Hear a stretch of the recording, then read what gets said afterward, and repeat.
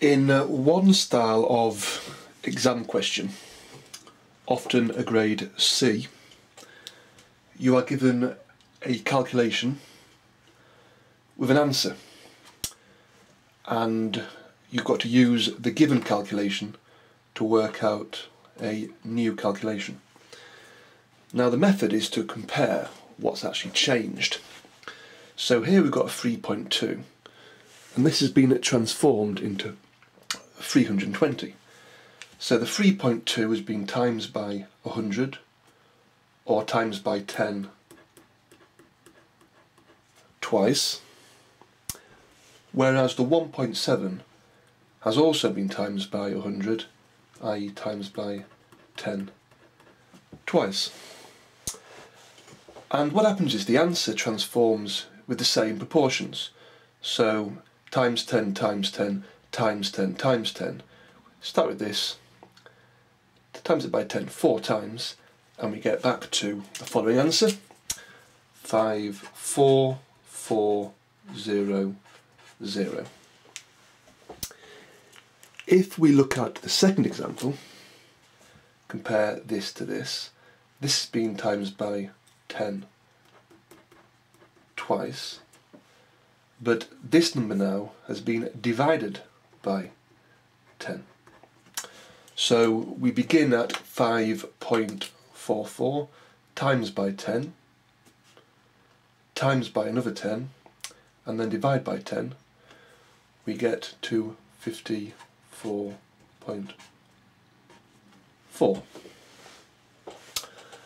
The third example, with a fraction, requires a bit of careful observation. Now we know that 3.2 times 1.7 is the same as 5.44.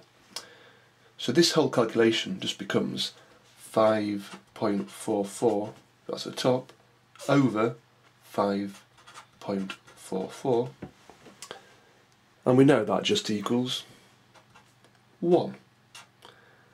That is a fairly common exam style question. The fourth one is a bit more tricky, because we have a divide in there now. Now, if we go back to the original calculation, what we do know is that this can be rearranged to give 5.44 divided by 1.7 equals 3.2. That divided by 1.7 is 3.2.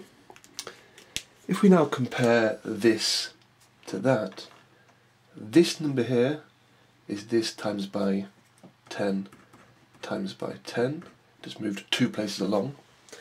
However, the 1.7 has only been times by 10. However, there's a subtle difference when we got divide. We do not times this answer here by 10, 10 and 10. We times it by 10 once, which is 32.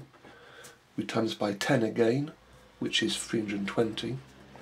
However, the divide sign actually reverses that operation.